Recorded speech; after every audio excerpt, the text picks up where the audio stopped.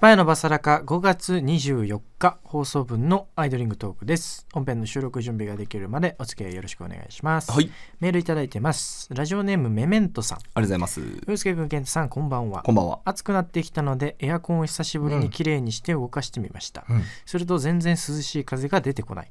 はい、エアコンが夏を前にぶち壊れました。最悪だね。出費が増えると涙目になりながら新しいエアコンを購入、電化製品って本当に急に壊れますよね、お二人の、家の電化製品は大丈夫そうですか？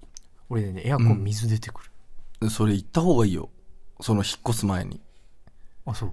これ賃貸のあるあるで、みんな勘違いしてるところが多いんだけど、家に常設でしょ、それもともとついてたやつじゃん、であれって要は大家さんのものなわけ。そうだよね。勝手に変えちゃダメでしょ。そう、勝手に変えちゃダメで、壊れた時に言わないと、出てく時に修繕費として自分が払うことになっちゃうから、あ、そういうこと？壊れたら壊れた段階で行って管理会社に。でも壊れてないよ。で水が出てくるはもうそれはもう故障として多分あんなに請求されてもおかしくないから。あ、そうなんだ。そう、水が垂れてくるとかなったらもう変な話ね、火災保険で賄えるから、それって、行ってちゃんと、管理会社に、水が出てきますって、なんとかしてくださいって、で直してもらうっていうのがやらないといけない。それさ、でも水が出てる状態の時に言わなきゃいけないでしょ、まあでもまあ垂れてくるんですって多分言えば、まあ耐久年数とかを超えてたら変えてくれたりもするし、新しいのに。でもまず絶対行った方がいい。なるほどね。で最近垂れてこないの。それは知らんな。なんかね、部屋の模様替えしたら垂れなくなっちゃった、それあれじゃなくて、冬だから暖房の時は出てこないとかじゃなくて、去年の夏ぐらいになんか垂れてると思って、で暖房の時は何もなかったもん。暖房は出ないもん、水が基本で。今最近暑いじゃん、だからちょっと冷房入れてんだけど、垂れない。それあれじゃない、温度が多分この落差が激しくなってきたら出てくるんじゃない？そういうこと？だから去年暑かったじゃん、夏がすごい、だから多分落差が激しいと水の量って多くなるから、多分そういうことじゃない？なるほどね。これ真夏になったら出てくるんだよ。だから真夏で出てきたら絶対行った方がいいよ。そうか、そうだね、危ない。そう、これ水回りもそうだからね。水回り、水道がさ、首がなんていうの緩くなってきたとか、ああいう系もう行った方がいい、すぐ。あ、そうなんだ。そうで、なんだ、換気扇の通りが悪いとか、そういう系、火のつきが悪いとか、もうああいうのも速攻言わなきゃダメだね。あ、そうなんだね。そうそう、壊れたっつって、そしたら結構新しいのに変えてくれたりとか。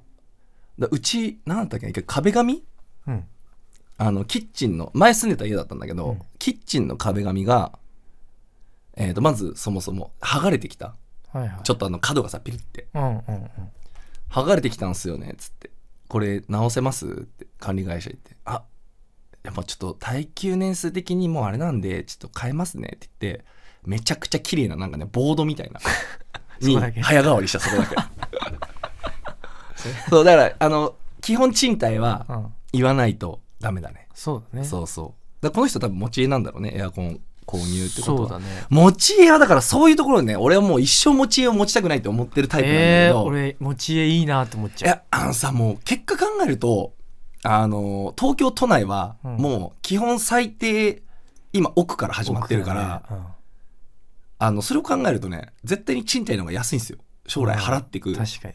そうで、自分が60歳とか、70歳とか、別に都内にいなくてもいいやって思う瞬間が絶対あるわけじゃん、そしたら郊外で安い家を買う、安い家買うとか。でも安い家買うとね、結局さ修繕費がかかってくるから、なんだろう、年月が経てば経つほど、よりお金がかかるわけよ、で賃貸って基本家電だ、エアコンとか、高いもの大型家電って払わなくていいから、自分で壁紙もそうだし、住んでて劣化していくものは変えてくれるから、向こうが、安いのよやっぱり、で持ち家を持っちゃうと全部修繕費自分払いじゃん、あれは、で固定資産税もかかるでしょ、もうね、いいことないなと思って。確かに、で都内では絶対に買うのはもう。でも一軒家憧れちゃうわ。一軒家だって俺あれだよ、賃貸でも倉庫も一緒の一軒家にしたから今。あ、賃貸であんの？そうだよ。一軒家って、うん、あるんだ。あるある。あ、ただ数は少ないけど、はいはいはい、でも全然ある。へえ、うん、そうなんだ。うん、探そうで必要？そんな機材ないじゃんまず身一つ一軒家ってめちゃくちゃ掃除大変だよ多分。いや今 T シャツがやばいからさ、それ倉庫借りな普通に、さ、倉庫に取り行くとか嫌じゃん、自分のさ近くである近くでお家にとどめておきて、それをさ、眺めたりしたいわけじゃん。それ倉庫の方がいいじゃん。ディスプレイしてさ、家の近くで倉庫をさ2畳ぐらいの。いやでもほらお風呂上がりとかにこう瓶コーラ飲みながらさ、買ったヴィンテージ。それ一軒家じゃなくていいじゃん。2LDK ぐらいのマンションでいいじゃんそんな一部屋それにすればいいよそしたらそうだよ。いやいや、じゃあメメントさんあれだよ、いろいろね、はい、大丈夫です、僕らの家電は。はい。でなんかね、もう一件ね来てまして、はいはい、ラジオネームコンコンコンさん、はい、ありがとうございます。覚えてるかな、3月22日放送会で、ハゲたら離婚の相談させていただきました。ああ、いたね。進捗報告です、はいはいはい、あれから1ヶ月半ぐらい経ち、産毛が入ってきました。ああ、よかったよかった。放送後すぐお二人に言われた通り、旦那に謝りました、そしてカミングアウト、マジごめん私がハゲたわ、と毛のない箇所を見せたら、私の2000倍くらい旦那がショックを受けてましたこんなになるまでストレス溜めてたのかいやそうだよね、確かに。家のことやらなくていいよ、仕事もやめていいよってあ、優しい。めちゃくちゃ心配させました、なんかもうごめん、ハゲてごめん、ありがとうあと健太くんも陽介くんもスタッフさんたちも円形脱毛になったことないとおっしゃってたじゃないですか、私の職場の人とかにも相談してみたら、現役が私以外に3人いました。この会社かストレスなんて自分の気持ち次第だぜなんて思ってても表に出ちゃうもんですね。そうだね。もうすぐライブ初日、ストレス発散、いつも通り旦那と2人で参戦しますので、チラッとハゲが見えたらそれは私です。いや見えないよ離婚されなくてよかったねって温かい目で見守ってくださいね。よろしくお願いしますそして後日談もねいただいて、なんだい後日談も、バディツアー初日、横浜お疲れ様でした、はい、ありがとうございます。最高でした、ライブ前にやばい奇跡が起きたので聞いてください。私がグッズ一人で並んでる時に、何やら陽介くんに似てる人発見、陽介くんに似てるな、陽介くんか、陽介くんじゃない、陽介くんじゃんって心の中にパニックになっていたら、無言で陽介くんが接近、ステッカーを渡してくれました、ありがとうと受け取ろうとしましたが、落としてしまい拾っているうちに陽介が去ってしまいました覚えてるか分かりませんがありがとうございました、あと今、で以前お悩み相談のメールをいただいた、ハゲたら離婚円形脱毛症の女ですって、産毛が入ってきたことも伝えたかったそれらしい。伝えられても困るよね。おめでとうみたいなね。よかったね、よかった。いやもうでも旦那さんもね優しいしいい夫婦や。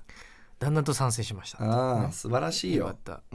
バディツアーあと2カ所行きます。スパイのおかげでストレス発散、生えろ髪の毛、最高のツアーにしましょう確かに裏テーマじゃあ生えろ髪の毛でいこうかね。じゃあもうさ気になるのは分かるけど、円形脱毛症は生えるからちゃんと生えるだし、気づかないよねそんな、で気にしすぎるとやっぱそれがストレスにもなるから、なる、もう旦那さんにそんだけねこう心配させちゃったんだったら、生えるだろうぐらいの気持ちでいればいいんじゃないですかね。裏テーマあれだね、髪の毛伸ばす、伸ばしてるじゃんケント。俺伸ばしてる今。俺も伸ばしてる。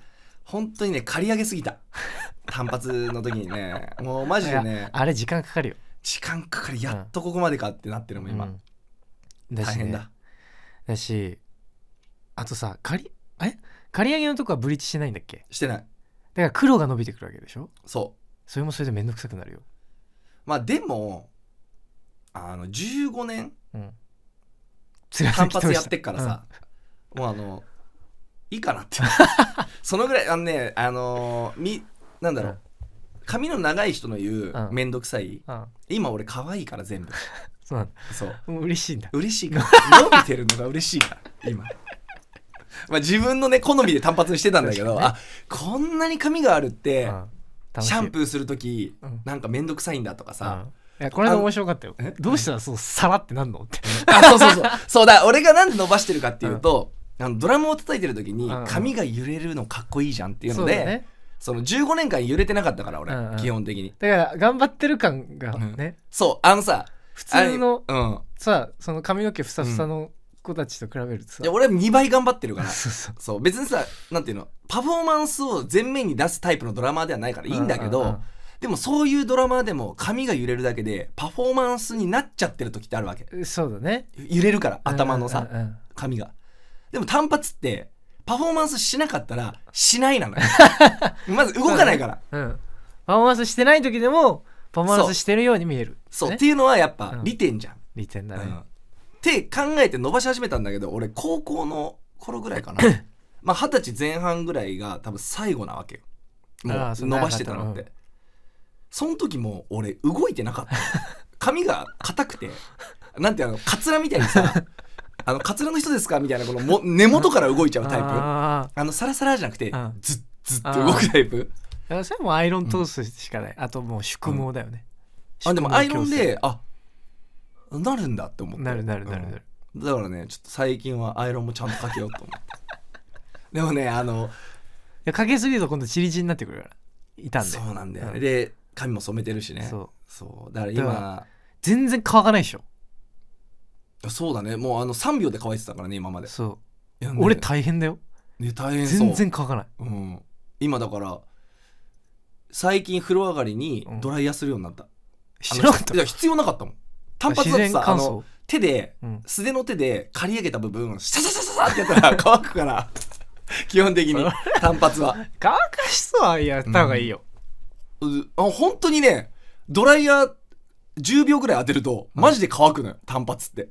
いやまあそうだけど、でさ10秒で乾くもん別に10秒電気代無駄じゃん手のひらでさシャシャシャってやればいいだけだからそうだけどいろいろあるんじゃない、だから今はするようになったよ。